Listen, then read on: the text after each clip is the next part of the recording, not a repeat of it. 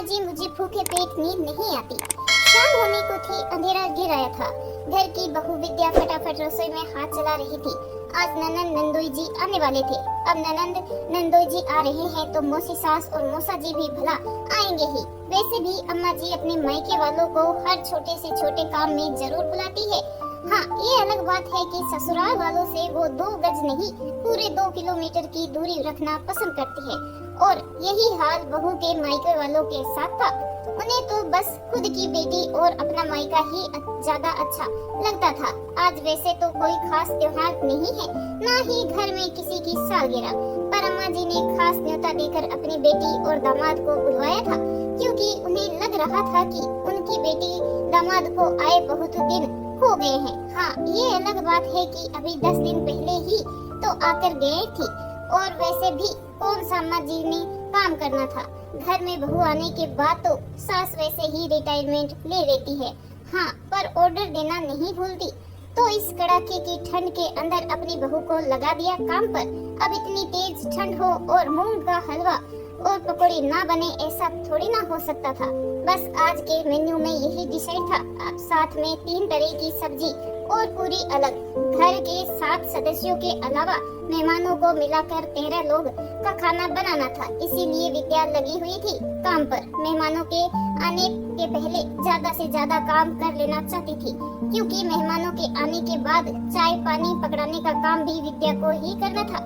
मदद कराना भी कोई रसोई में नहीं आता था। जैसे तैसे सब्जियां और हलवा तैयार करके रखा ही था कि इतने में मेहमान आ गए। फटाफट गैस पर चाय का पानी चढ़ाया और गिलास में पानी डालकर ट्रे में सजाकर मेहमानों के पास ले गई। पानी देखते ही ननद बोली, भाभी आपको इतना भी नहीं पता, बाहर कड़ाके की ठंड है, पानी कौन पिएगा, आप तो फटाफट चाय ले आओ। अपनी बेटी की बात सुनकर अम्मा जी भी बोली, अरे इतना शऊर तो खुद ही को होना चाहिए, पर इसे क्या पता कि आज बाहर कड़ाके की ठंड है। ये तो रसोई में आराम से काम कर रही है, इसे तो गर्माहट मिल रही है। हालत तो ठंड में हमारी खराब हो रही है। सुनकर एक बार तो विद्या को लगा कि जवाब दे दे कि अभी 10 दिन पहले भी ठंड थी, तब वो सीधा चाय लेकर ही आई थी। तो यही ननद थी जो उस दिन भी उसे सुहूर सिखा रही थी। और यहाँ अम्मा जी कितनी बड़ी गलतफहमी में है कि कड़ाके की ठंड में बहू तो गर्माहट में काम कर रही है। अरे यहाँ पानी में हाथ देने में सबकी हालत खराब हो जाती है। यहाँ रसोई में काम करते करते कितने ढेरों बर्तन निकलते हैं, कितनी बार सब्जियां धोनी पड़ती है। क्या उन सब के लिए गीजर लगा रखा है? खैर, अपनी बात को अपने मन में ही रखकर विद्या वापस रसोई में आ गई। फटाफट चाय बनाकर सबको चाय पकड़ा आई और रसोई में आकर फटाफट बड़े चूल्हे पर बड़ी कढ़ाई तेल भरकर चढ़ा दी। फटाफट पूरी और पकौड़ी तलने लगी।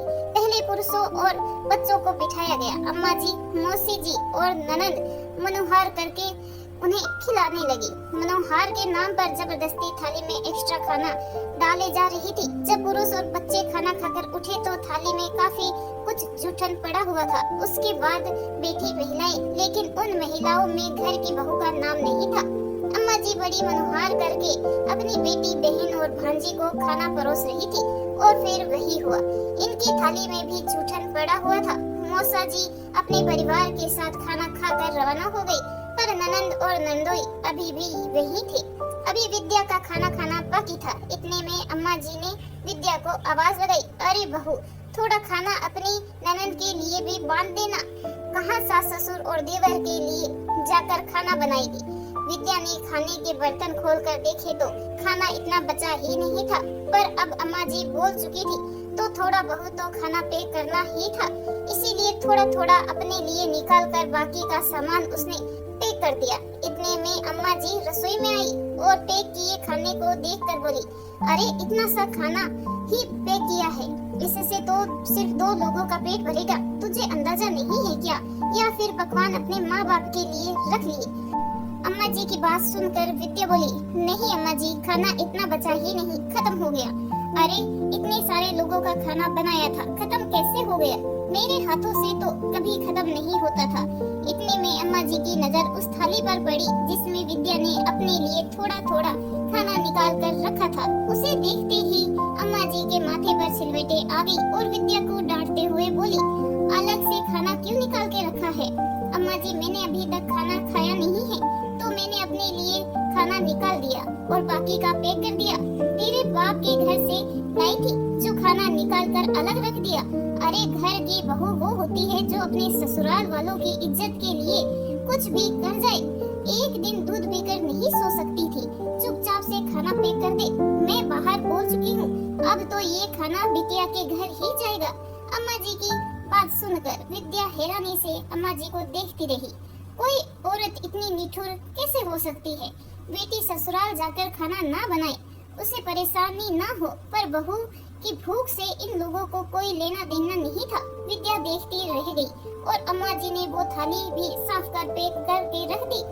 जब तक विद्या पूरी तरह से होश में आती तब तक ननंद रानी खाना लेकर जा चुकी थी, पर विद्या उन लोगों में से नहीं थी जो चुपचाप रह जाए। बस उसने इस तरह के व्यवहार की उम्मीद नहीं की थी। घर के बाकी सदस्यों को तो पता भी नहीं था कि खाना खत्म हो चुका है। अम्मा जी तो थकावट का बहाना करके अपने कमरे में जाकर आराम करने लगी। अभी सब सोने की तैयारी कर ही रहे थे कि इतने में डोरबेल बजी। सब हैरान रह गए, इस समय कौन आया होगा? खुद बाबूजी ने जाकर दरवाजा खोला तो सामने एक लड़का खड़ा था।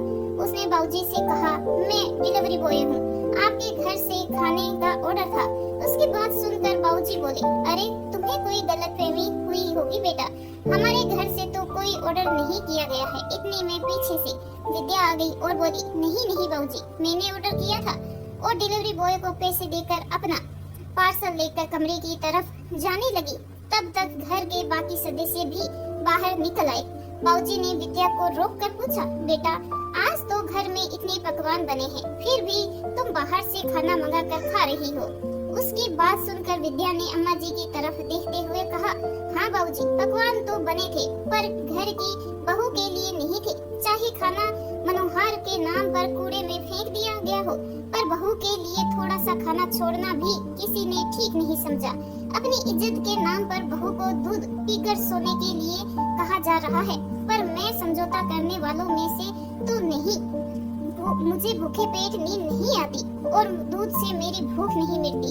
रात के 10 बज रहे हैं और दोपहर से इतनी मेहनत करते करते मैं थक चुकी हूँ, इसीलिए अपने लिए खाना ऑर्डर कर लिया। कहकर विद्या अपने कमरे में जाकर खाना खाने लगी। पीछे से बाबूजी अम्मा जी को लताड़ रहे थे। आज के बाद मेहमान बुलाने से पहले सोच लेना, मनोहर और बर्बादी का फर्क नहीं पता तुम्हें। खाना पेट भरने के लिए है, फेंकने के लिए नहीं है। कितना खाना तुमने मनोहर के नाम पर बर्बाद कर दिया, ऊपर से बेटी को ससुराल जाकर खाना ना बनाना पड़े, इसीलिए बहू के हिस्से का खाना भी उसके लिए पैक कर दिया। अपनी बेटी के लिए खाना पैक करना जरूरी था क्या? जो खाना बना रही थी उसके लिए ही खाना नहीं बचा। खबरदार, आज के बाद मैंने सुना कि बहू के लिए घर में खाना ही नहीं बचा। बाबूजी के गुस्से के आगे अम्मा जी कुछ बोल ही नहीं पाई। वो दिन था और आज का दिन है।